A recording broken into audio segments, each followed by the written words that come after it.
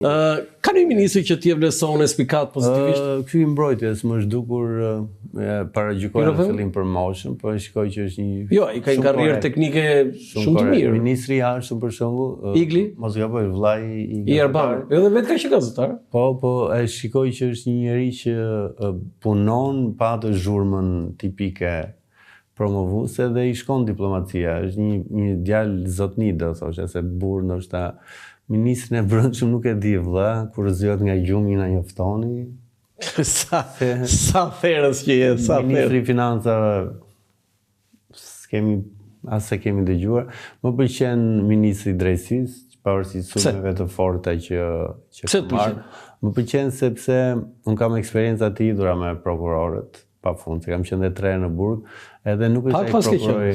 Po, jo, në raport me edhe kanë qenë 1 muaj dhe 4 muaj, po kur mendoj këta të tjerë që futen e nuk dalin, ajo pasaporta ime falso më bën krenar për të cilin jam akuzuar. E shikoj që ka dalë nga suaza e prokurorit dhe është një njeri që të paktën dhe raporti me gazetarët. E ka shumë të mirë. Po, e ke vënë edhe? Jo, unë jo personalisht,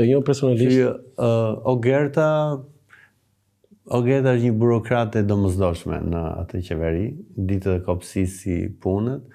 Albana më surprizoi kësaj radhe, sepse ka marrë një ministri e cila është e frikshme, jo vetëm nga emri, por edhe nga skandalet që ka prodhuar dhe shqyqyr zotit. Pse të ka surprizuar?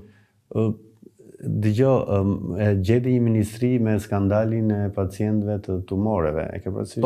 Gjeti një ministri me një urgjencë që ishte përuruar dhe ishte djegur transformatore, nuk e di që ishte bërë. Dhe është një vajzë që, po ta vëshe, Edi 1, Belinda 2, Ogerta 3, Albana 4, Gonxhe 5, tjetër kush është, janë dora e vjetër e bashkisë legjendare të Edi Ramës.